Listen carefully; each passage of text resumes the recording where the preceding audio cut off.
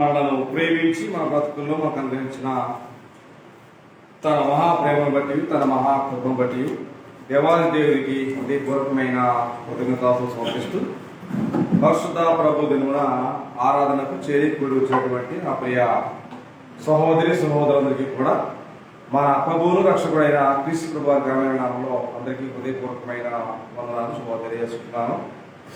సంగమగా రాజ్యంగా చేరినటువంటి మనము ఇంతవరకు కూడా దేవుని గణనామానికి ద్వారా మహిమపరుచున్నాం. ఈ సమయంలో మనం కలిసి పరిశుద్ధ గ్రంథం నుండి శ్రేష్టమైనటువంటి దేవుని మాటలు వినడానికి సిద్ధపడుతూ ఉంటున్నాం.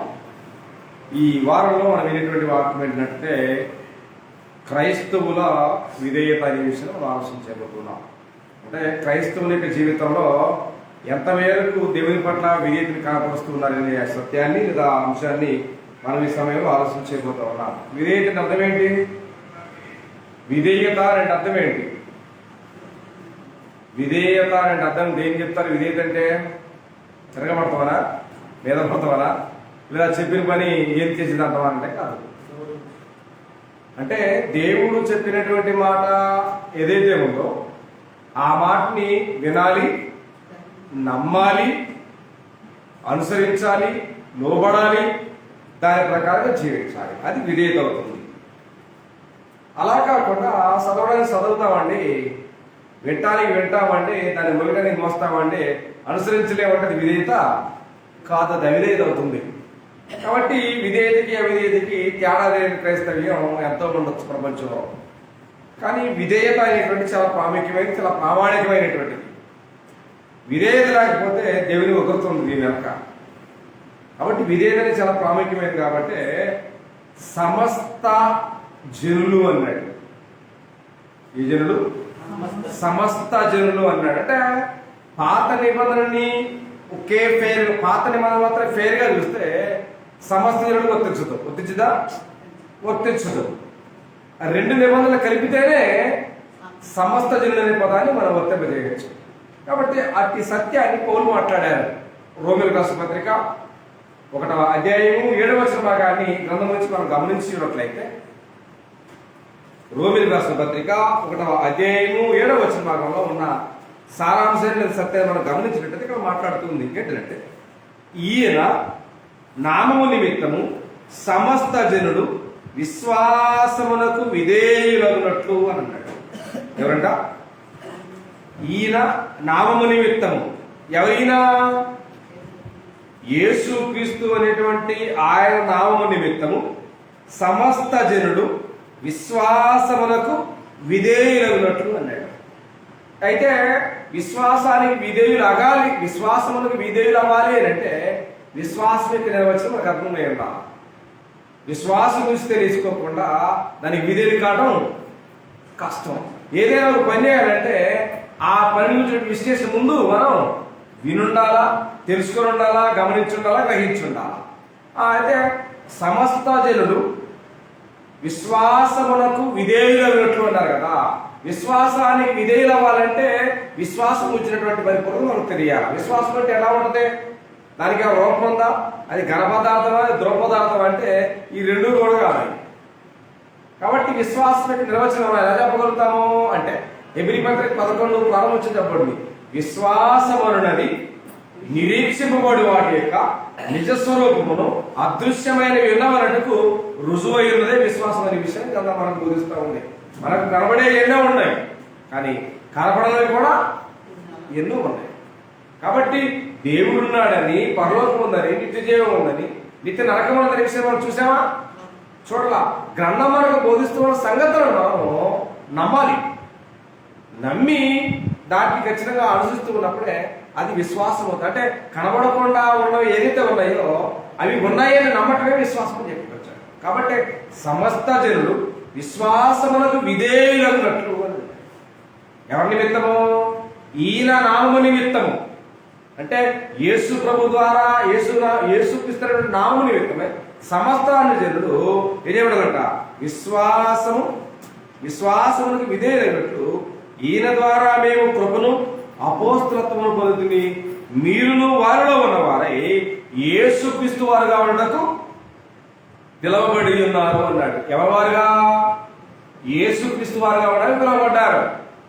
కానీ చాలా మందికి ఇట్టి నగ్న సత్యం అర్థం కావట్లేదు. యేసుక్రీస్తు వారుగా ఉన్నామా, దేవుడి వారుగా ఉన్నామా, దెయ్యాల వారుగా ఉన్నామా, లేదా క్రీస్తు చేతిలో ఉన్నామా, సాధారణ చేతిలో ఉన్నామా అనే విషయాల్లో ఖచ్చితమైనటువంటి క్లారిటీ లేదు జనాలకి. కానీ ప్రజలు మాత్రం హడావుడిగానే ఉన్నారు, కానీ విషయం లేదు. ఇక్కడ మాట్లాడుతున్నాడు. కాబట్టి ఈయన నామము నిమిత్తము సమస్త జనులు విశ్వాసములకు విధేయులైనట్లు ఈయన ద్వారా మనము కృపను అపోస్తలులు పొందుమి. అట్టి విశ్వాసములకు విధేయులవుడి చేత మీరు ఏమైనారుట యేసుక్రీస్తు వారుగా ఉండే అవకాశం ఉంది అని అంటున్నాడు. అంటే విశ్వాసానికి విధేయులు కాకపోతే వారు యేసుక్రీస్తు వారుగా ఉండే అవకాశం ఉందా? ఉండదు, లేదనే విషయాన్ని లేఖనాలు స్పష్టంగా మాట్లాడుతుంటున్నారు దేవుని పిల్లలారా. కాబట్టి విధేయత అనేటువంటి మాటను మనం గమనించగలిగితే విధేయతకి అవిధేయతకి ఇద్దరు వ్యక్తులు చెప్పచ్చు. ఎవరు వ్యక్తులు చెప్పగలరా? అవిధేయత అనగానే గుర్తు రావాల్సిన వ్యక్తి ఎవరు గుర్తు రావాలి? ఒకని అవిధేయత వలన లోకములో అనేకులు పాపులుగా చేయబడ్డారు. ఎవరైనా? ఆదాము. అలాగే ఒకని విధేయత మూలంగా అనేకులు నీతిమంతులుగా తీర్చబడి అన్నాడు. ఎవరి గురించి? ఏమండి? యేసు ప్రభు గురించి. మొదటి ఆదామేమో మట్టి నుంచి తీయబడిన ఆదాము. రెండవ ఆదాము ఎవరంటే తల్లి అంటే మరీ గర్భం నుంచి పుట్టినటువంటి వ్యక్తి. కాబట్టి పౌలు మాట్లాడుతున్నాడు. చూడండి, ఇప్పుడు 5వ అధ్యాయము రోమిలకు రాసిన పత్రిక 19వ వచ్చిన భాగాన్ని, రోమిలకు రాసిన పత్రిక 5వ అధ్యాయము 19వ వచ్చిన భాగాన్ని మనం గమనించినట్లయితే, ఏలయనగా ఒక మనిషిని అవిధేయత వలన అన్నాడు. చూసారా? ఒక మనిషిని అవిధేయత వలన అన్నాడు. అంటే ఎలా విధేయుడయ్యాడు ఆదాము? ఒక మానవుడుగా ఉన్న ఆదాము దేవునికి అవిధేయుడు ఎలా అయ్యాడు? దేవుడు ఇచ్చినటువంటి మాట, దేవుడు దయచేసినటువంటి ఆజ్ఞ, దేవుడు అనుగ్రహించినటువంటి చిత్తము, ఉద్దేశము, నిర్ణయాన్ని ఇచ్చాడు తృణీకరించి దాటిపోయి అవాయిడ్ చేసి దాన్ని తొక్కివేసి నీ ఇష్టం కాదెక్కడా, నా ఇష్టమైనటువంటి ఆయన కోరిక మేరకు మాత్రమే బ్రతికాడు కనుక, జీవించాడు కనుక అందుకోసమన్నాడు ఒకని అవిధేయత వలన లోకములో అనేకులేమైపోయారంట పాపులుగా చేయబడిరో అన్నాడు. ఒక ఆదాము అవిధేయుడయ్యాడు, దేవుని ఆజ్ఞను అతిక్రమించి జీవించుట చేత ఆ వ్యక్తి దేవునికి ఏమయ్యాడు? అవిధేయుడయ్యాడు. ఆ ఒక్క అవిధేయుడి మూలంగా అనేకులు చేయబడ్డారు, అనేకులు పాపులుగా చేయబడ్డారు. అనేకులు పాపులుగా చేయబడితే దేవుని యొక్క నిర్ణయం ఏంటో, దేవుని యొక్క చిత్తం ఏదో, దేవుని యొక్క అనాధికారక సంకల్పం ఏమయ్యాలో అనే విషయాన్ని గ్రంథం మనకు బోధించినట్లుగా ఇక్కడ మాట్లాడుతున్నాడు 19వ వచనంలోని. అలాగే ఒకని విధేయత వలన అన్నాడు. ఒకని విధేయత వలన అనేకులు ఏమడారంట నీతిమంతులుగా తీర్చబడ్డారు అన్నాడు. అంటే ఇప్పుడు లోకమనే పరిస్థితుల్లో నీతికుందా ప్రభావం, పాపానికుందా ప్రభావం? అవిధేయతకుందా ప్రభావం? అవిధేయతకే ఉంది. ఎందుకనంటే చెడుని ప్రేమించినట్లుగా జనుడు మంచిని ప్రేమించలేరు, చెడును నమ్మినట్టుగా మంచిని నమ్మలేరు. అవును కదా? అంటే దెయ్యంతో సావాసం చేసినట్టుగా దేవుడితో సావాసం చేయలేరు. ఎందుకు? అది జగమెరిగిన సత్యం. మంచి అంటే జనాలకి నచ్చదు. మంచి అనేది, న్యాయం అనేది, ఏమండి ఆ సత్యం అనేది జనాలకి దానిలో ఏముండదు, దానిలో మసాలా ఉండదు. ఎందుకంటే అసత్యంలో కానీ, అజ్ఞానంలో కానీ, అవిధేయతలో కానీ మసాలా ఉంటుంది కాబట్టి రుచిగా ఉంటుంది నేలకు కానీ, మనసుకు కానీ, హృదయానికి కానీ. అదే సత్యము, న్యాయము లేదా ఆ విధేయత అనేటువంటి వాటి విషయాలు ఏమన్నదంటే ఎక్కడ మసాలా ఉండదు కాబట్టి ఎగ్జాక్ట్ గా ఉన్నదన్నట్టుగా న్యాచురల్ గా ఉంటది కాబట్టి జనాలకు అది నచ్చదు. దానిలో కొన్ని కలిస్తే జనాలకి బాగుంటుంది. అంటే నిజంగా మంచికి చెడుకున్న ప్రభావాన్ని గమనించడం చాలా కష్టమైంది వాస్తవానికి. వాళ్ళు అసలు అది గమనించలేని పరిస్థితుల్లో ఉన్నారు. ఎంతసేపటికి తిన్నామా, త్రాగామా, తెల్లారిందా అనేటువంటి విషయాల్లో మనం లెక్కలేసుకుంటున్నాం. కానీ నిజంగా నేను మీకు చిన్న ఎగ్జాంపుల్ జ్ఞాపకం చేస్తాను. ఇవాళ చాలా మంది ఇంటిలోకి ఎవరైనా అతిథులు వచ్చినా లేదా మనం అతిథులుగా ఎక్కడికి వెళ్ళినా వాళ్ళకి ఇంటికి వెళ్ళిన తర్వాత మనం బయటకు వచ్చిన తర్వాత చెప్పే సంగతి ఏంటంటే మనం వెళ్ళాం కానీ వాళ్ళు మనం ఏం చేయలేదు, మర్యాద చేయలేదు, ఒక కూల్ డ్రింక్ పోయలేదు, కాఫీ లేదు, స్ప్రైట్ చేయలేదు, ఒక థమ్స్అప్ వేయలేదు అనుకుంటాం. మనం వాస్తవానికి సహజంగా కోరుకుంటాం. కానీ ఒకవేళ వాళ్ళు అనుకోకుండానే వాళ్ళు మనం వెళ్ళగానే థమ్స్అప్ స్ప్రైట్ ఏదో తెచ్చి పోసారు అనుకున్నాం. మనం తాగాం, సంతోషం, ఎంత హ్యాపీ. కానీ వాళ్ళు పోసిన దానివల్ల మనం తాగిన దానివల్ల నష్టమే చెప్పండి. నిజంగా ఇవాళ మనం ఫీల్ అవుతా ఉంటాం, మాకు అది పోయలేదు, మాకు ఇది పోయలేదని.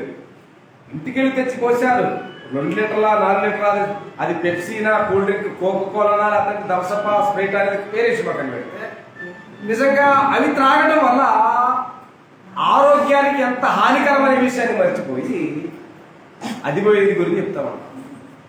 నిజంగా నేను కానీ మీరు కానీ మరెవరు కానీ నిజంగా ఇవాళ కూల్ డ్రింక్స్ వాడడం అనే మాట మీరేమోస్తారో తెలుసా? మీకు తెలియకుండా వాళ్ళకి తెలియకుండా వాళ్ళు తాగేది మీరు పోసింది తెలుసా? పెస్టిసైడ్, ఎరువుల మందులు మీరు తాగేది. అది మీకు అర్థం కావట్లేదు. కాబట్టి జనాల యొక్క ఆరోగ్యం దినదినము దేదీపమానంగా ఎదగాల్సినటువంటి ప్రజల్లో ఆరోగ్యానికి క్షీణిపోతాయి తెలుసానంటే అవి ఆరోగ్యకరమైనవి కాదు. ఇవాళ తెల్లారి దగ్గర నుంచి మొహం కడుక్కొని కానీ పిల్లల చేతిలో విడిది పెట్టుకోవట్లే. అది చాలా ప్రమాదకరమైన సంగతి. ఆ విషయం మనకు అర్థం కావట్లేదు. కానీ చెడుకి మంచి పక్కన పడతాం, చెడు ప్రభావం చేస్తాం. కాబట్టి ఈ భూమి మీద చేయించే ప్రజలు అందరూ కూడా అవిధేయతను పెట్టారు. అంటే విధేయతను పెట్టారు, అవిధేయతని ఆలోచన చేస్తారు. పాపాల గురించి ఆలోచన చేయరు. చేస్తారా? నేను పాపిగా ఉన్నాను, ఒకరి విధేయత వలన లోకంలోనికి నీతిమంతుడికి తెచ్చబడే అవకాశం వచ్చింది, మరి నేను నీతిమంతుడు ఎట్లా అవ్వాలనే విషయాన్ని ప్రజలు ఆలోచన చేయరు. చేస్తారా? చేయరు. అంటే మనిషి చెడుని ప్రేమిస్తున్నాడు కనుక, నీతిని ప్రేమించడం లేదు కనుక ఆ వ్యక్తి దేనికి లోపడతాడు అని అంటే దుష్టత్వానికి లోపడుతూ ఉంటాడు. కాబట్టి ఇక్కడ మాట్లాడుతున్నాను, ఒకరి విధేయత వలన లోకంలో పాపుల ద్వారా ఏమయ్యారంట నీతిమంతులుగా తెచ్చబడే అవకాశం ఉందని చెప్పుకొచ్చాడు. కానీ ఒకరి అవిధేయత వలన లోకంలో అనేక చేయబడారంట, పాపులుగా మార్చబడ్డారంటాడు. కాబట్టి ఒకరి అవిధేయత వలన, ఒకరి పాపం వలన లోకంలోకి ఏమొచ్చింది? ఒకరి పాపం వలన లోకానికి ఏమొచ్చిందండి? మరణం వచ్చిందనే విషయాన్ని కూడా రోమిల రాసిన పత్రికలో మీకు జ్ఞాపకం చేస్తాను. 12వ వచనం చూడండి.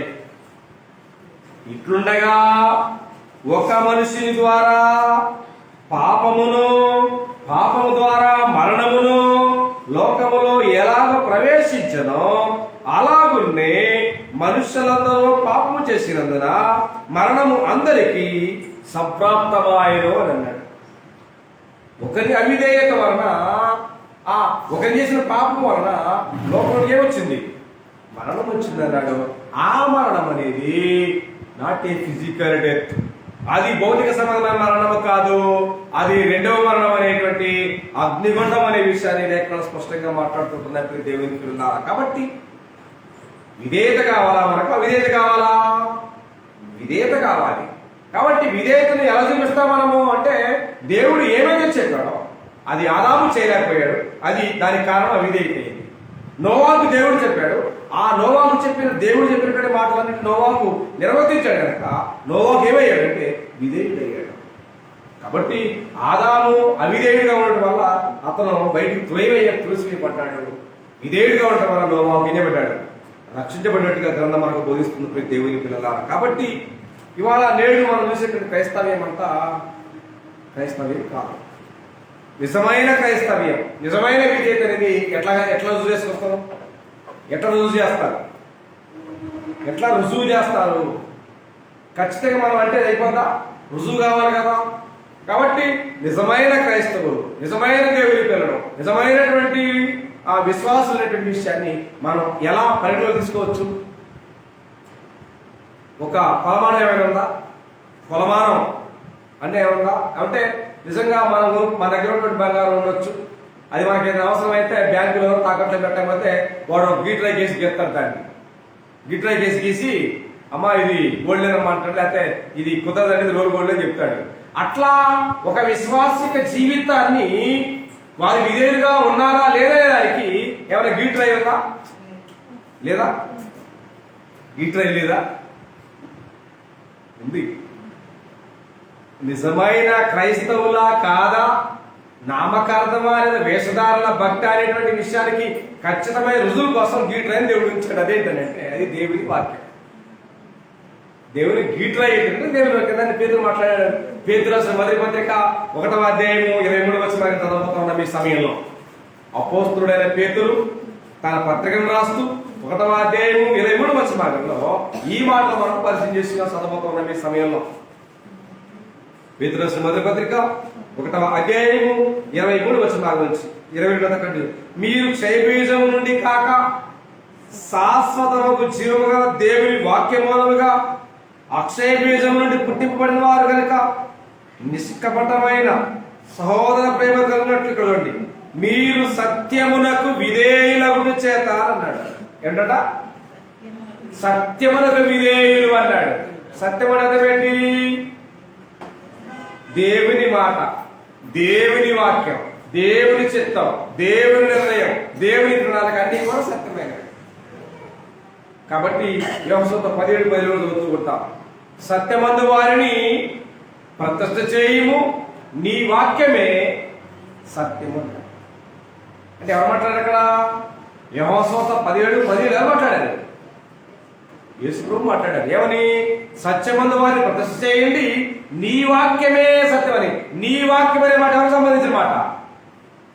యేసు ప్రభు వారు తండ్రి దేవుని ఉద్దేశించి మాట్లాడుతున్నారు. నీ వాక్యమే సత్యం. కాబట్టి వాళ్ళ క్రైస్తవులందరూ విధేయత చెప్పడానికి దేని బట్టి? వాక్యాన్ని బట్టి.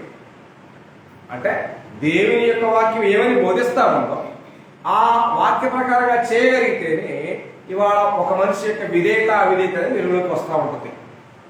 దయచేసి మీకు చిన్న విషయం జ్ఞాపకం చేస్తాను. మొదటి పత్రిక 14:3 ఏం చెప్పబడిందంటే సంఘములలో స్త్రీలు ఏం చెప్పబడిందంట? మౌనంగా ఉండి సంపూర్ణ విధేయతతోటి నేర్చుకోవలసినదే గాని ఉపదేశించుటకైనను పురుషుల మీద అధికారం చేయడానికైనను సెలవీయను అని చెప్పి దేవుడే మాట్లాడాడు వాస్తవానికి లేఖనాల్లో. అంటే విధేయతకి అవిధేయతకి గురించి ఎగ్జాంపుల్ మీకు జ్ఞాపకం చేస్తుంది. ఇవాళ విధేయతే అవిధేయతకి ఎలాగ మార్చబడతారంటే చాలా మంది సమాజంలో పాస్టర్లు అనేవాళ్ళు లేదా సంఘంలో సభ్యులు అనేవాళ్ళు అంటే ఎవరైతే ఎక్కువ ఏమెక్కువ ఎవరైతే ఎక్కువ అంటే ఎవరైతే దేవి ఎక్కువ సేవకునికి ఎక్కువ డబ్బులు ఎవరు ఇచ్చేవారు ఉంటారో వారు, ఆస్తి కలిగిన వారు ఎవరుంటారో వారు, ఓకేనా. తర్వాత ప్రపంచం అంటే సంఘాల్లో పాస్టర్లు పడుతున్న వారితో కూడా సంఘంలో ఏం చేయాలా? వారి గొప్పతనాన్ని వారు రుజువు చేసుకోవాలి. వారి గొప్పతనం వారు రుజువు చేసుకోవాలి. దానికి అనుగుణంగానే అమ్మగారు పాటలు పాడాలి వాస్తవానికి. రెండవది ఏంటంటే పాస్టర్ గారు వాక్యం చెప్పాలి. బైబిల్ ఏం చెబుతా ఉంది? సంఘములలో స్త్రీలు మౌనంగా ఉండవలసినదే అని చెప్పి దేవుడు మాట్లాడాడు. మరి ప్రార్థన, భక్తి, విశ్వాసము, విధేయత అని చెప్పుకుంటూనే క్రైస్తవ సోదరులు చేసే పని విధేయత చెప్పాలి. ప్రార్థనే, భక్తే, నియమమే, కానీ వాళ్ళు చేసేది విధేయత అవిధేయత కదా. ఒకరి అవిధేయత వలన అనేకులు పాపులుగా మార్చబడితే దేవుడు మనకిచ్చిన వాక్యాన్ని వ్యతిరేకించిన మన జీవితాలకు మిగిలింది అవిధేయత కదా. అవునే కదా? అవిధేయత కదా.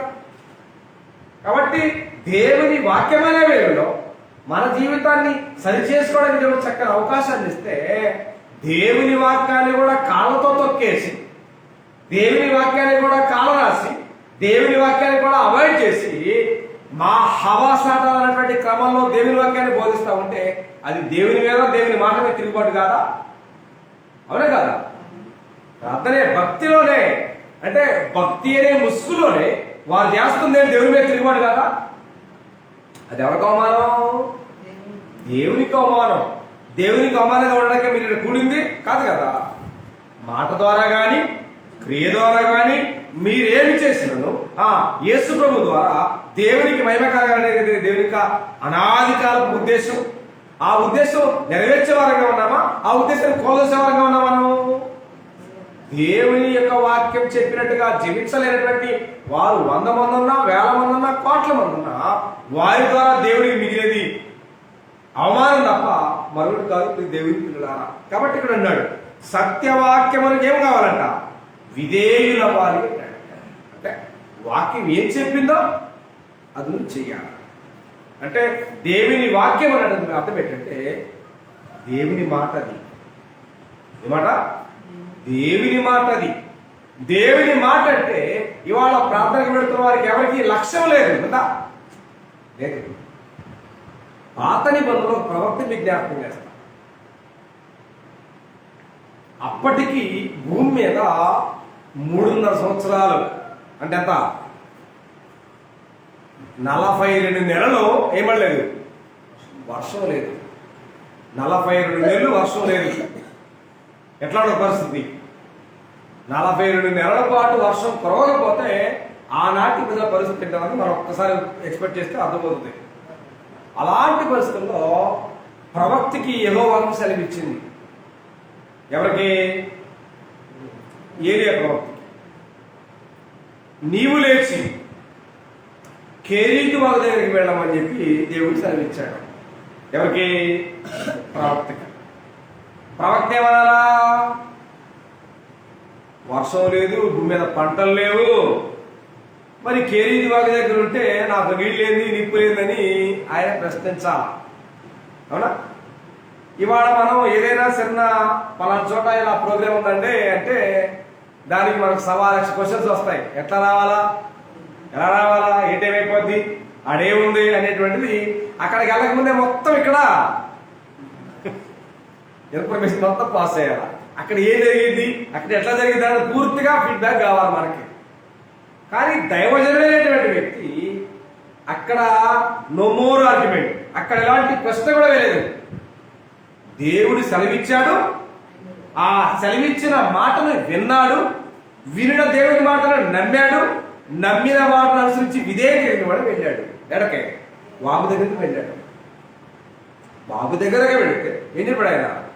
నువ్వు వెళ్ళు, నేను నీకు కాకులము చేత ఆహారం పంపిస్తానని చెప్పాడు. నమ్మే మాటలా? నేటికి నాట నుండి నేటి వరకు కూడా ఏ సమాజం నమ్మనటువంటి నాకు సత్యవాది. కోతి చేతికి కొబ్బరికాయ దొరికినా, కాగి రొట్టె మొక్క దొరికినా ఇక వాళ్ళు అందే ఛాన్స్ లేదు. అలాంటి అద్భుతమైనటువంటి విధంగా దేవుడు దైవజనుడికి పంపించాడు. కాకి చేత ఏం పంపించాడు? మాంసమును రొట్టెని. ఎన్నిసార్లు? ఉదయమున సాయంత్రమున పంపాడు. కారణం ఏంటి? దేవుడు గొప్పతనం కలిగి వాడు రుజువు చేసుకోవడానికి అంటారు. అది కాదు.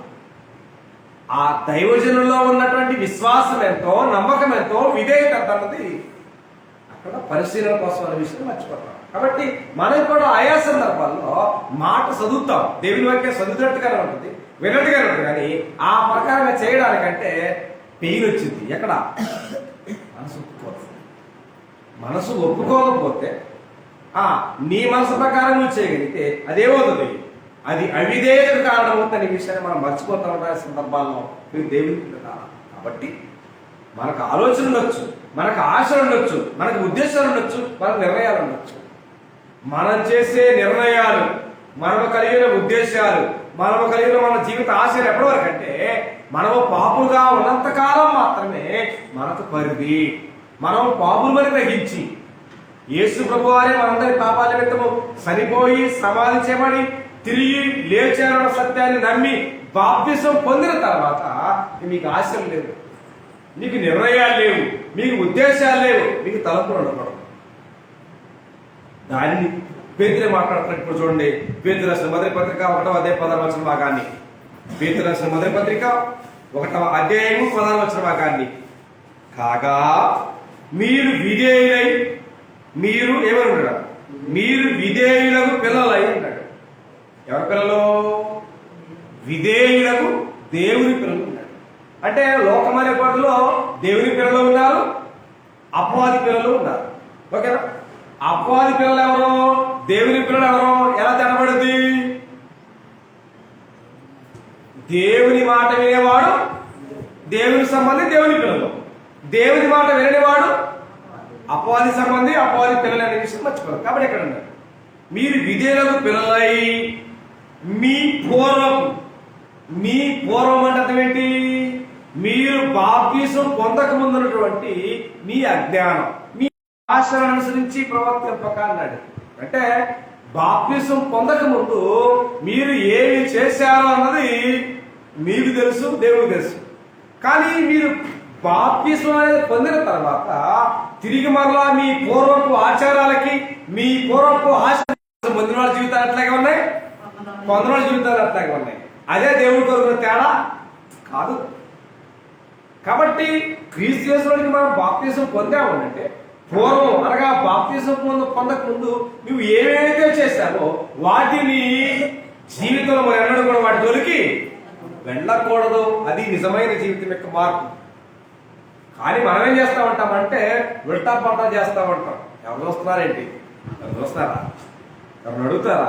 ఎవరు అడగడం అమ్మా, ఎవరిని అడుగుతారా? ఎవ్వరు అడగరు. ఎవరు కూడా బెత్త పట్టుకున్నా కథ పట్టుకుని వెంట ఎవ్వరు రారు. నీకు స్వచ్ఛమైనటువంటి జీవితాన్ని ఇచ్చాడు. నీవు ఏ విధంగా నడుస్తావు అనే విషయాన్ని క్లారిటీ కొరకు దేవుడు నీకు స్వతంత్రతను ఇచ్చాడు. ఇచ్చాడు లేదా? స్వతంత్రత అంటే అర్థం ఏంటి? ఫ్రీగా ఉచితంగా వదిలిపెట్టడం. అంటే ఒక ఎగ్జాంపుల్ మీకు జ్ఞాపకం చేస్తాను. రామచిలక అనేటువంటిది అందంగానే ఉంటుంది. దాన్ని పట్టుకోవాలన్నా, దాన్ని చూడాలన్నా, దాన్ని స్వరమేనన్నా అందంగానే ఉంటుంది. కానీ ఆ చిలకని ఖచ్చితంగా రోజు మనం అడిగేదాన్ని దాన్ని బోన్లో పెట్టి బంధించాలి. బంధించిన చిలకకి ఏ చెట్టుకు పడితే ఆ చెట్టుకి వెళ్ళడానికి ఆస్కారం ఉందా? లేదు. ఏ చెట్టుకి అయ్యవచ్చా? లేదు. వీడేం పెడతాడో అదే తినాలి చిలక. కానీ ఒరిజినల్ గా స్వతంత్రమైన చిలక ఏం చేస్తుంది? ఆ చెట్టు మీద, ఈ చెట్టు మీద, ఆ కాయ ఈ కాయ అన్ని ఏరుగులు తింటా ఉంటుంది. కానీ ఇక్కడ మనది కూడా దేవుడు మనకు కూడా బంధించాడా? చిలకని ఒక మానవుడు బంధించినట్టు దేవుడు మనం బంధించలేదు. మనకి ఫుల్ ఫ్రైస్ ఇచ్చింది. ఎక్కడ అర్థమైంది మీకు ఆ మాట? మానవునికి పరిపూర్ణమైన స్వతంత్రం ఇచ్చాడు. ఎక్కడ అర్థమైంది మీకు? ఎక్కడిచ్చాడు? మీకు పరిపూర్ణమైన స్వతంత్రత ఇచ్చాడు. ఎక్కడ అర్థమైంది మీకు ఆ మాట? ఆదాము దగ్గర అర్థమైంది. ఏదైనా వనంలో దేవుడు మానవుని తయారు చేశాడు. ఏదైనా వనంలోనే మనిషి ఉన్నాడు. ఏదైనా వనంలోనే సమస్త ఫలవృక్షాలన్నింటినీ ఉంచాడు. వాటితో పాటు మంచి చెడు తెలిపించి వృక్షాలు కూడా అక్కడ పెట్టాడు. పెట్టి దానికి ఏమైనా కంచేశాడా? దానికి ఏమైనా కరెంటు పెట్టాడా? దానికి ఏమైనా కాపలా పెట్టాడని పెట్టాడు. అంటే నీ జీవితంలో నీకున్నటువంటి నీ మనస్సు, నీ మనస్సాక్షి చాలా ప్రాముఖ్యమైనది కదా. మనిషికి చాలా ప్రాముఖ్యమైనది మనస్సాక్షి. మనస్సాక్షి పనిచేస్తా ఉంటే ఏమర్థమైంది? మనస్సాక్షి పనిచేస్తే ఇది న్యాయం, ఇది అన్యాయం, ఇది ధర్మం, ఇది పాపం, ఇది శాపం, ఇది నీతి, ఇది అవినీతి అనేది అర్థమవుతుంది. మనస్సాక్షి పని చేయకపోతే ఏమి లేదన్నమాట. నిజంగా ఇవాళ క్రైస్తవులు అనబడే వాటిలో మనస్సాక్షి క్రైస్తవులు ఎంతమంది ఉన్నారు తెలుసా మీకు? చాలా మంది ఉన్నారు. కానీ ఇక్కడ పేతురు మాట్లాడుతున్నాడు, మీ పూర్వపు అజ్ఞాన దశలో మీకుండిన ఆశలను అనుసరించి ప్రవర్తింపక మిమ్మును పిలిచిన వాడు పరిశుద్ధుడైన ప్రకారం మీరు మీ సమస్త ప్రవర్తన ఏమిట పరిశుద్ధులై ఉండాలి అని చెప్పొచ్చాడు. దేవుడు చేసిన ప్రణాళిక అంతా దేనికోసం? నీకు ఆరోగ్యం ఇవ్వడానిక? నీకు ఉద్యోగం ఇవ్వడానిక? నీ పిల్లల్ని ఇవ్వడానిక? దేనికోసం? లోక సంబంధమైన ఏ ఆశీర్వాదం కొరకు కానే కాదు. దేవుని జగత్తు పునరులు వేయబడుకుంటే దేవుడు చేసిన ప్రణాళిక అంతా దేనికోసం? లోకంలో పాపులుగా ఉన్న ప్రతి మానవుని జీవితాన్ని కుమారుని రక్తం ద్వారా కడిగి చేయాలని, పరిశుద్ధులను చేయాలన్నదే దేవునికి ఆలోచన. కాబట్టి అన్నాడు, మిమ్మును పిలిచిన వాడు పరిశుద్ధుడై ఉన్న ప్రకారం మీరును మీ సమస్త ప్రవర్తన యందు ఏమైండాలి? పరిశుద్ధులై ఉండాలని దేవుడు కోరుతున్నాడు. ఇవాళ పరిశుద్ధులకి పాపులకి తేడా ఉందా? ఏమీ లేదు. పరిశుద్ధుల జీవితం అట్టాగే ఉంది, పాపుల జీవితం అట్టాగే ఉంది. పరిశుద్ధుల మాట అట్టాగే ఉంది, పాపుల మాట అట్టాగే ఉంది. పరిశుద్ధుల నడక అట్లాగే ఉంది, పాపుల నడక అట్లాగే ఉంది. తారతమ్యం ఏమన్నా ఉందా, వ్యత్యాసం ఉందా అంటే లేదు. కానీ దేవుని కోరిక ఏంటి? మీరు లోకములో నుండి బయలువడి ప్రత్యేకంగా ఉండాలని దేవుడు చెప్పాడు. కానీ ఆ ప్రత్యేకత ఉందా? ఏమి లేదు. ప్రత్యేకత అనేది ఏమీ లేకుండా ఏదో నామకావాస్తుగా బ్రతుకుతున్నామే తప్ప దేవుని చిత్త ప్రకారం బతకడంలో మనమంతా అన్ఫిట్ అయ్యమనే విషయాన్ని లేఖనం అంతా మాట్లాడుతున్నట్టు దేవుని పీడ. కానీ ఈ భూమి మీద జీవించే మనందరి జీవితాలకు ఇదైతే అవసరమని గ్రంథం మనకు బోధిస్తూ ఉంది. కాబట్టి దేవుని నమ్మే విషయంలో, దేవుని మయపరిచే విషయంలో, దేవుని మాట వినే విషయంలో చాలా మందికి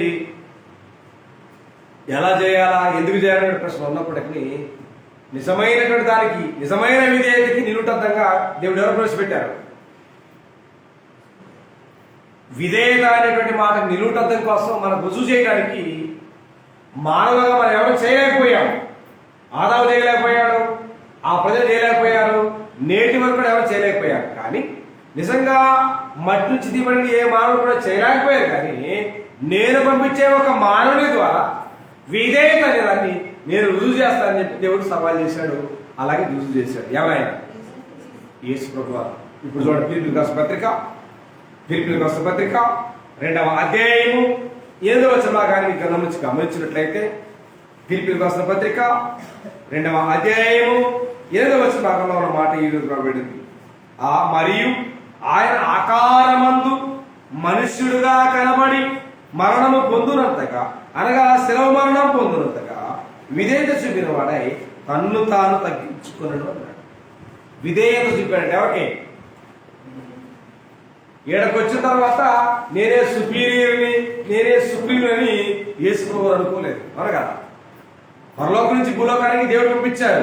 దేవుడు పంపించిన తర్వాత ఇక్కడ ఎవరు లేరు, నాకు నా మీద పెద్దవాళ్ళు ఎవరు లేరు, నేను ఎవరి మాట వినవసరం లేదని చెప్పి ఆయన సుప్రీం గానో సుపీరియర్ గానైనా ఏం చేయలేదు, ప్రవర్తించలేదు. ఇప్పుడు కూడా ఆయన మాట విషయంలో కూడా లోపం లేదు ఎక్కడ కూడా. కాబట్టి ఇక్కడ అన్నాడు, ఏం చేసినట్టు ఆయన వచ్చి ఏం చేసినట్ట? తన్ను తాను శిలవ మరణం పొందినంతగా విధేయత చూపిన వాడై తన్ను తాను తగ్గించుకున్నాడు. అంటే నిజంగా అంత శ్రమ, అంత బాధ, అంత ఇబ్బంది తెలిసినప్పుడు ఆ శ్రమ పాలు కాకుండా అప్స్కామ్ అవ్వచ్చు. అవును కదా? మనం కూడా మాటలు చెప్పే పని అయితే మనం ముందుంటాం. అదే కష్టపడి పని చేయాల్సి వస్తే వెనక్కి వెళ్ళిపోతాం.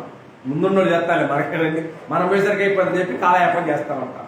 యేసు వారు మాటలు చెప్పి కాలయాపన చేయలేదు. చేశారా? చేయలేదు. మాటలతో పాటు ఆయన క్రియలు కూడా చేశాడు. క్రియల ద్వారా చేయకపోతే ఏం కాదు, దేవునికి మహిమ రాదు. కాబట్టి యోహాను 17:4 ఉన్నాడు, చేయుటకు నీవు నాకు ఇచ్చిన పనిని సంపూర్ణంగా నెరవేర్చి భూమి మీద నిన్ను మహిమపరిచింది అన్నాడు. అంటే దేవుడు చెప్పిన పనిని, దేవుడు చెప్పిన మాటని విన్నాడు, ఆ ప్రకారంగా చేయగలిగారు. అంటే యేసు ప్రభు జీవితం ద్వారా దేవునికి మహిమ వచ్చింది. కాబట్టి మనం చదువుతున్నాం, వింటున్నాం, చేస్తున్నామా? మరి చెయ్యని మన జీవితాల ద్వారా దేవునికి మహిమ ఎట్లా వస్తుంది? వచ్చిందా? దేవుడు చెప్పిన మాట ప్రకారంగా చేయలేకపోతే మన జీవితాలకు మిగిలింది అవిధేయత తప్ప విధేయత కానే కాదు. దేవుని పిల్లలు కంప్లీట్ అంటాడు, తాను పొందిన తన్ను తాను ఏం చేసుకున్నట్ట? తగ్గించుకున్నాడు. శిలవ మరణం పొందినంతగా విధేయత చూపినవాడై తన్ను తాను తగ్గించుకున్నాడు అన్నాడు. బాగా దాకా ఈ లోకంలో మానవుడు క్రైస్తవునిగా, విశ్వాసిగా, దేవుని కుమారుగా, దేవుని కుమార్తెగా ప్రయాణాన్ని ప్రారంభించిన తర్వాత ఆటుపోటు ఉండదా లేదా? సముద్రానికి ఆటుపోటు ఉన్నట్టే మనిషి జీవితానికి కూడా ఏముంటుంది? ఆటుపోటు ఉంటుంది. అంటే మానవ జీవితాల్లో మంచి చెడు రెండూ వస్తూ ఉంటాయి. కింద పడతా ఉంటాడు, లెగుస్తూ ఉంటాడు, అనేకమైన శోధనలు, ఇరుకులు, ఇబ్బందులు వస్తానే ఉంటాయి. అవును కదా? వచ్చినప్పుడు మనం ఏమనుకుంటామంటే ఏముంది లేదు, వెళ్తున్నా కానీ ఏ సుఖం ఉంది? అవునా? వెళ్తున్నా కానీ ఏ సుఖం ఉంది? దేవుడు మనల్ని కరుణించట్లేదు, దేవుడు మనల్ని ఏం చేయట్లేదు, దేవుడు మనల్ని చూడట్లేదు, దేవుడు మనల్ని ఆస్వాదించదని చెప్పి బుద్ధిని మాట్లాడుతూ ఉంటాం. కానీ నిజంగా మనకు వచ్చేటువంటి శ్రమలు అవ్వచ్చు, ఇరుకులు అవ్వచ్చు, ఇబ్బందులు అవ్వచ్చు, శోధనలు అవ్వచ్చు. ఇవన్నీ దేనికోసం? నీకు పరిశోధన విషయం మర్చిపోతాం. అవి నిన్ను పరీక్షించడానికి వచ్చాయనే విషయాన్ని మర్చిపోయి మనం ఆ పరీక్ష ఏమవుతాం? అట్లా ఫెయిల్ అవుతాం. కానీ కుమారుడైన క్రీస్తు, ఇప్పుడు చూడండి హెబ్రీ పత్రిక 5:8 కానీ ఆయన కుమారుడై ఉండి అని అన్నాడు. ఎవరు? ఆయన హెబ్రీ పత్రిక 5:8 కానీ హెబ్రీ పత్రిక 5:8 కానీ హెబ్రీ పత్రిక 5:8 కానీ ఆయన కుమారుడై ఉండి తాను పొందిన శ్రమల వలన ఏం నేర్చుకున్నాడు? విధేయత నేర్చుకున్నాడు. ఎవరో నేర్చుకోవాల్సిన అవసరం ఉందా? ఏమ్మా, నేర్చుకోవాల్సినంత అవసరం ఉందా? కానీ కుమారుడయుండి తాను పొందిన శ్రమల వలన విధేయత నేర్చుకున్నాడు. మనం ఏం నేర్చుకుంటాం? దేవుణ్ణి శోధించటం, ఏమండి, దేవుని మీద నిందలు వేయడం, దేవుని మీద నెపాలేయటం, దేవుని మీద రాళ్ళు వేయడం తప్ప మనం ఏం నేర్చుకోం. ఆ శ్రమ ఎందుకు వచ్చింది? ఆయన పరీక్షలో పాస్ అవుతాడా లేదా అనేటువంటి దానికోసం దేవుడు పరీక్ష పెట్టాడు. ఆ పరీక్షలో యేసు ప్రభువు వారు ఏమయ్యాడు? పాస్ అయ్యాడు. పాస్ అయ్యాడు కాబట్టి ఆయన కూర్చున్నాడు. ఇప్పుడు తండ్రి అయినటువంటి దేవుని కుడిపార్శ్వ సింహాసనం మీద ఆసీనుడు అయ్యాడు. ఇక్కడ మనకు వచ్చేటువంటి శ్రమల వల్ల, శోధనలో మనం ఫెయిల్ అయితే ఆడికి వెళ్ళేది సాధారణ దగ్గర నరకానికి. అదే ఆ పరీక్షలో పాస్ అయితే అదే చెప్పాడు, నేను జయించిన ప్రకారం. ఎవరైనా నేను జయించాను దేన్ని? దేవుడు నన్ను ప్రేమించి నాకు ఇచ్చిన శరీరంతో, జీవంతో, శరీరంతో, దేహంతో నేను జయించాను. దేన్ని? లోకాన్ని, లోకముల శ్రమలని, లోకంలో ఇబ్బందుల్ని, లోకంలో హింసలన్నింటినీ కూడా ఆయన జయించాడు అన్నాడు. ఇప్పుడు మీరేం చేయాలా? మీరేం చేయాలా? ఏం చేయాలా? ఆయన జయించాడు, పరలోకానికి వెళ్ళాడు. మనం కూడా పరలోకానికి వెళ్ళాలన్న కాన్సన్ట్రేషన్ ఉంటే మనం ఏం చేయాలా? మనం జయించకపోతే ఆడికి వెళ్ళే ఛాన్స్ లేదంట. ఏడే ఉడకు ఏంటి మాటలు, ఏ మాటలు? గాలి మాటలు, ఏమంటే ఇంకే మాటలు, ఉల్లాయి మాటలు ఏం చేయాలి. ఎందుకంటే సరిపోయిన వ్యక్తి పరలోకానికి వెళ్ళి చెప్పేటువంటి ఛాన్సే లేదు. పరలోకం అనేది మనిషికి వ్యక్తిగతమైనటువంటిది. ఈయన ప్రార్థన చేస్తే ఎవరు అవుతాడా? ఈయన చేసిన భూమి మీద ఎవరు చేసినా వెళ్ళేది కాదు. ఎందుకంటే నీ క్రియలను బట్టి, నీవు జీవించిన నీ ఆత్మ సమానమైన జీవిత విధాన గమ్యాన్ని బట్టి నువ్వు పరలోకానికి వెళ్తావు లేదని దేవుని వాక్యం తెలుస్తుంది. అయితే నేను జయించాను దేన్ని? లోకాన్ని. ఓకేనా? నిజంగా యేసు ప్రభువారు లోకాన్ని లేదా పాపాన్ని, సమస్తాన్ని జయించాడు. ఏ ఆయుధం వాడాడంటారు? ఏ ఆయుధాన్ని వాడాడు? ఆయుధం వాడాడు. ఏ ఆయుధం వాడాడంటారు? ప్రేమ అనే ఆయుధం వాడాడు. ఇంకేం వాడలేదు. దేవుడు లోకాన్ని ప్రేమించడంలో, పాపులుగా ఉన్న ప్రజలు పరిశుద్ధులు చేయడంలో, దేవుడి చిత్తాన్ని ప్రజలకు అందించడంలో దేవుడు వాడింది ప్రేమే. ఒకరితో వాడితే ఏమైంది? అగ్గిపుల్ల ఇబ్బడితే మిగిలేదు. కానీ నిజంగా ఆయన జయించాడు, పరలోకానికి వెళ్ళాడు. కానీ మనం జయించాల్సిన పని ఉందా లేదా? మనం కూడా జయించాలి. జయించకపోతే ఇక్కడ ప్రభువారు జయించారు. జయించినట్టు ప్రభు వారికి దేవుడు ఏమిచ్చాడు? సింహాసనం ఇచ్చాడు. ఓకేనా? ఓకే. ఆయన సింహాసనం మీద ఎందుకు కూర్చున్నాడు? ఆయన సింహాసనం మీద ఎందుకు కూర్చున్నారు? మీరు కూడా కూర్చుంటారు. ఇప్పుడు చూడండి దాన్ని. ప్రకటన గ్రంథం 3:21 భాగాన్ని చదవబోతా ఉన్నాం ఈ సమయంలో. ప్రకటన గ్రంథము 3:21 భాగాన్ని. నేను జయించి నా తండ్రితో కూడా ఆయన సింహాసనం ముందు కూర్చుండి అన్న ప్రకారం జయించు వారిని నాతో కూడా నా సింహాసనం మందు కూర్చోడం ఇచ్చేదని అన్నాడు. ఆయన జయించాడు, తండ్రి ఆయన కూర్చోబెట్టాడు. ఇక్కడ మీరు కూడా విశ్వాసులుగా ఉన్న మీరు విధేయతతో లోకాన్ని జయించకపోతే మీరు కూడా సింహాసనం మీద కూర్చోడానికి ఛాన్స్ లేదు. తండ్రి ఎందుకు ఆ సింహాసనం మీద కూర్చోబెట్టారంటారు? ఏడా ప్లేస్ లేక, పరలోకంలో ప్లేస్ కూర్చోబెట్టారంటారా? కాదు. సింహాసనం మీద కూర్చుంటే ఏం చేయాలా? ఒకటి రాజరికం చేయాలా, రాజరికంలో ప్రజల్ని ఏలుబడి చేయాలా, తీర్పరిగా ఉండాలా. అవును కదా, తీర్పరిగా ఉండాలా. కానీ ఇప్పుడు మరి రేపు యేసుప్రభువు ఎవరిని చేస్తారు? అదే చెప్పాడు అపోస్తుల కార్యక్రమం తినొస్తాయి. అపోస్తుల కార్యక్రమం 17 మనం చూస్తే నీతిని అనుసరించి భూలోకమునకు తీర్పు తీర్చబడిన దినాన్ని నిర్ణయించాడు అన్నాడు. Okay okay right. కిందకి వచ్చరికి 2 కొరింథీ పత్రిక 5:10 ఏమన్నాడంటే, దేహముతో జరిగించిన వాటి ఫలమును ప్రతివాడు పొందినట్లు మనమందరము క్రీస్తు న్యాయపీఠం ఎదుట ప్రత్యక్షము కావాలి అన్నాడు. మానవులను తీర్పు తీర్చేదేమో ఎవరైనా యేసు ప్రభువారు. ఓకే, మీరు పరిశుద్ధులు కదా, మీరు పరిశుద్ధులుగా ఉన్న మీరు దేవుడు ఏం చెప్పాడు? మిమ్మల్ని పిలిచిన వాడు పరిశుద్ధుడైన ప్రకారం మీరు కూడా మీ సమస్త ప్రవర్తన పరిశుద్ధులుగా ఉండి విధేయతతో లోకాన్ని జయిస్తే మీరు పరిశుద్ధంగా సింహాసనం కూర్చొని మీరేం చేస్తారట? నా ప్రశ్నమైనా యేసు ప్రభువు జయించి సింహాసనం మీద కూర్చొని లోకంలో ప్రజలందరూ కూడా తీరుస్తారు. ఓకే, కానీ మీరు పరిశుద్ధులుగా ఉన్న మీరు ఆయన సింహాసనం మీద కూర్చొని మీరేం చేస్తారు? మీరేం చేస్తారు? యేసు ప్రభువే తీరుస్తున్నాడు లోకానికి. మరి పరిశుద్ధులుగా ఉన్న మీరు సింహాసనం మీద కూర్చొని దేనికి? తీర్చడానికే. చూడండి, 1 కొరింథీ పత్రిక 6వ అధ్యాయము, 1 కొరింథీ పత్రిక 6వ అధ్యాయము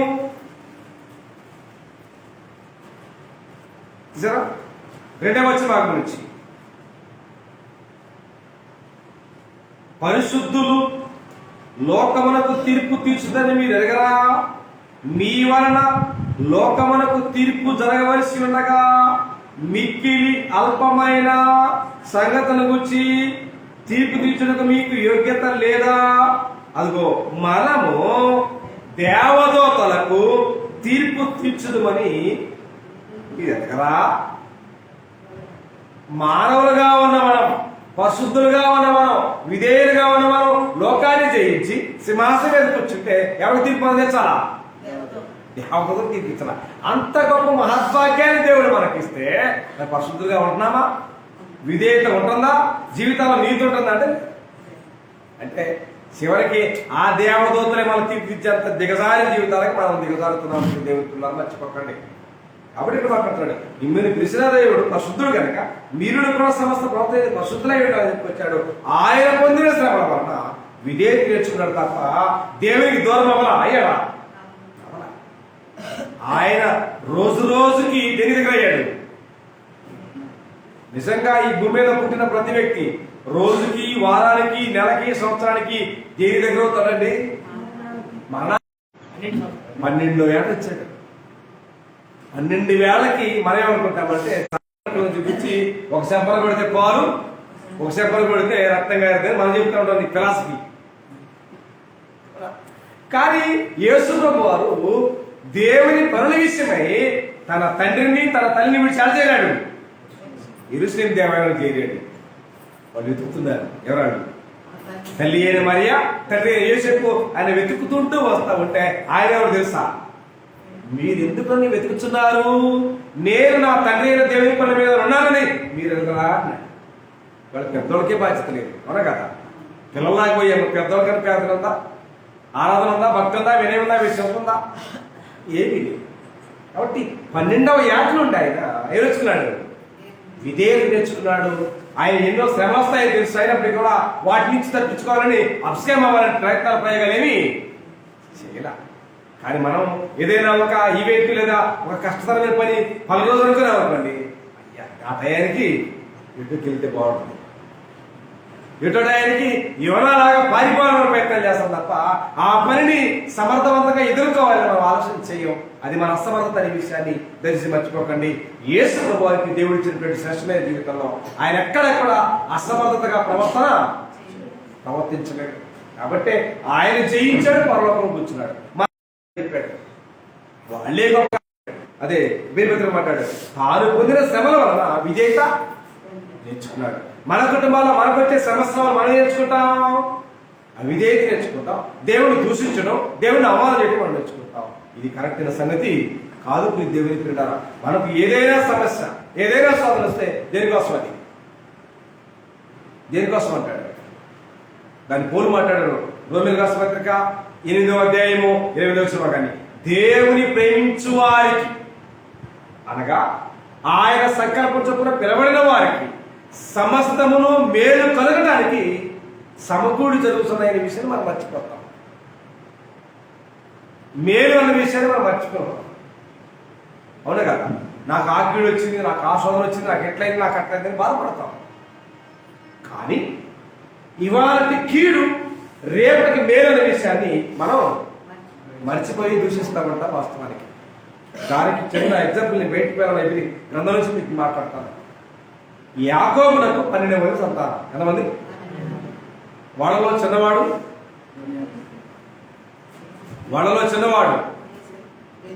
వాళ్ళలో పెద్దవాడు, వాళ్ళందరిలో పెద్దవాడు రూబేను, వాళ్ళందరిలో చిన్నవాడు బెన్యామీను. ఓకే, ఆ బెన్యామీనుకి ఒక బ్రదర్ ఉన్నాడు, ఆయన పేరు యోసేపు. నిజంగా ఈయన ప్రారంభం నుంచి వాళ్ళ 11 మంది ఏమో గొర్రెలు కాస్తూ ఉండేవాడు, అరణ్యంలోకి గొర్రెలు కాస్తూ ఉండేవాడు. ఈయనేమో తండ్రి దగ్గర ఉండి, ఎవరి దగ్గర? యాకోబు దగ్గర ఉండి తండ్రి సమాచారాన్ని అన్నలకు, అన్న క్షేమ సమాచారాన్ని చేరవేసేవాడు. Is a messenger, is a mediator. ఎవరికి? తండ్రికి, అన్నలకు. నిజంగా ఆయన చూస్తే ఏమనిపించింది వాళ్ళకి? ఈర్ష్య. ఎందుకని? జనాలకి మంచి చెప్పడం కూడా ఈర్ష్య. నచ్చలేదు, జీవించుకోలేదు జనాలు. కళ్ళగనేవాడు వస్తున్నాడు, అట్లా వస్తున్నాడు, ఎట్లా వస్తుందని చెప్పి అవమానం చేశారు. అసలు అవమానం కాదు, అసలు కంటి కనబడకుండా చేద్దాం అనుకున్నారు.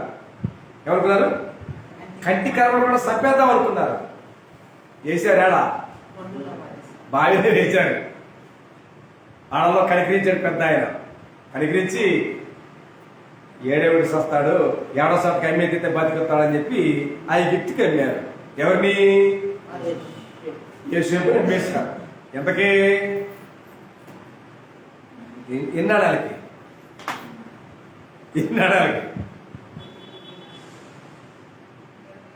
ఎవరిని? ఎన్ని నెలలకి అమ్మారు ఆయన్ని? పొద్దుకి అమ్మారు.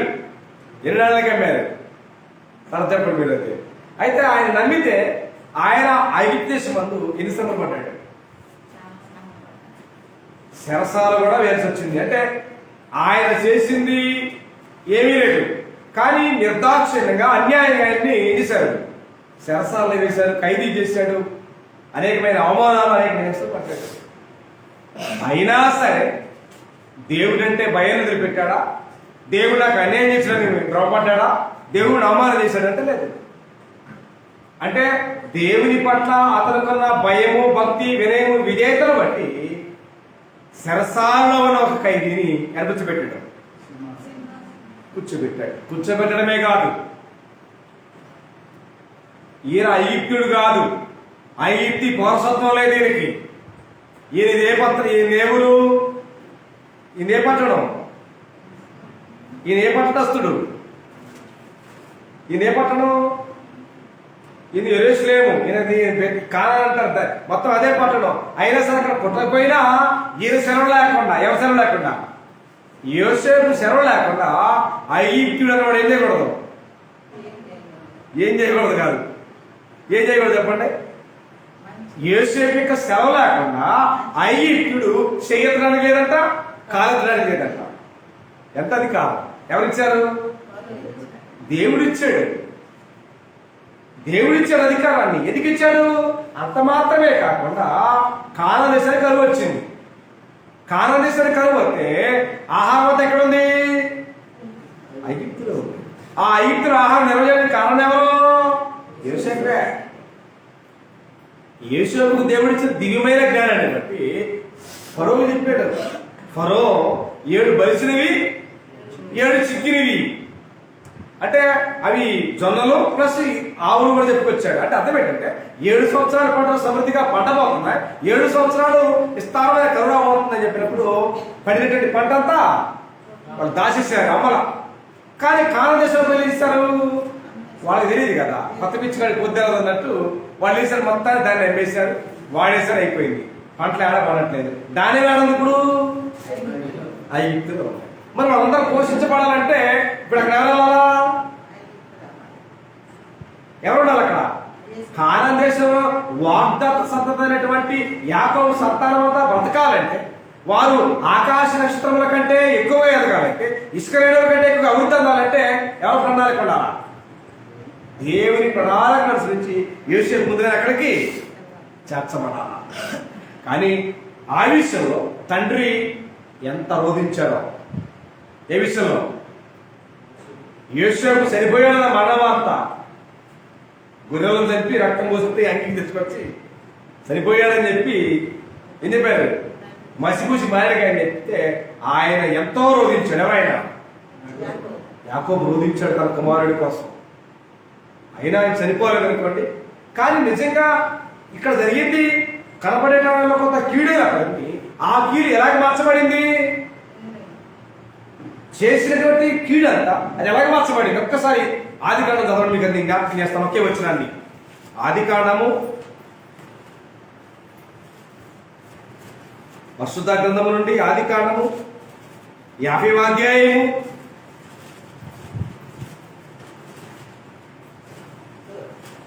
19 వచ్చిన భాగాన్ని లేదా 18 చదువుతాం. మరియు అతని సహోదరుడు పోయి అతని ఎదురు సాగిలపడి, ఇదిగో మేము నీకు దాసులమని చెప్పగా, యోసేపు భయపడకుడి, నేను దేవుని స్థానం అందున్నా, ఇదిగో మీరు నాకు కీడు చేయని ఉద్దేశించారు, కానీ నేటి దినం జరుగుతున్నట్లు బహుజనులకు బ్రతికించినట్లు కాదు, మేలుకే దేవుడు. వాళ్ళు చేసింది కీడు, కానీ దేవుడు దాన్ని నిర్ణయించింది మేలు. మనకేదైనా శోధన వచ్చినా శ్రమ వచ్చినా దాని వెనక మానవుడు ఊహించలేని మేలు దాచిపెడతాడు అనే విషయాన్ని మనం మర్చిపోయి ఆయా సందర్భంలో దేవుడికి బురద రాస్తే ప్రపంచం చేస్తాం.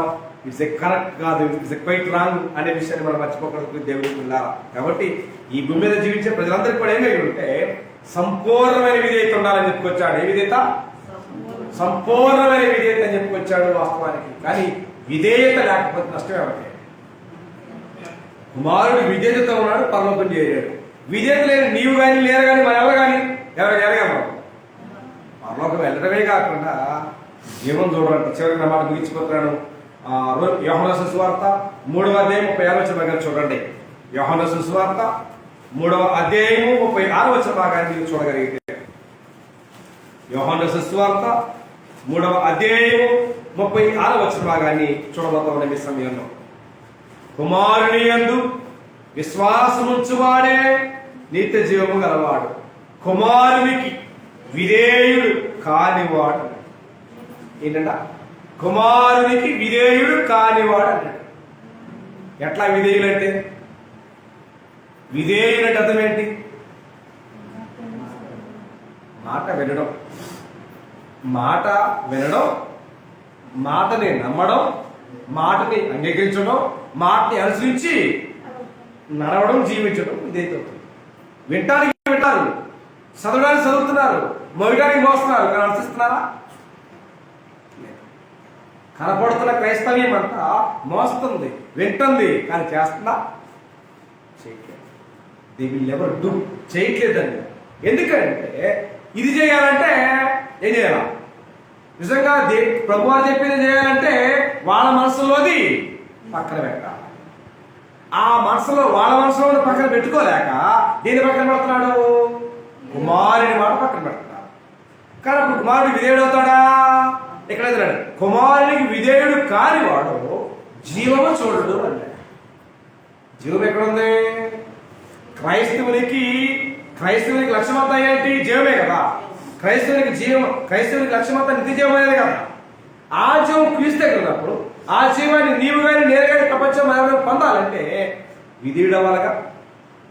ఆయన మాట వినాలా, ఆయన మాట నమ్మాలా, ఆయన మాట అనుసరించాలా, చెప్పింది చేయాలి. చెప్పింది చేయకుండా మేము వింటామండి లేదా మోస్తామండి అంటే కుదురుతా?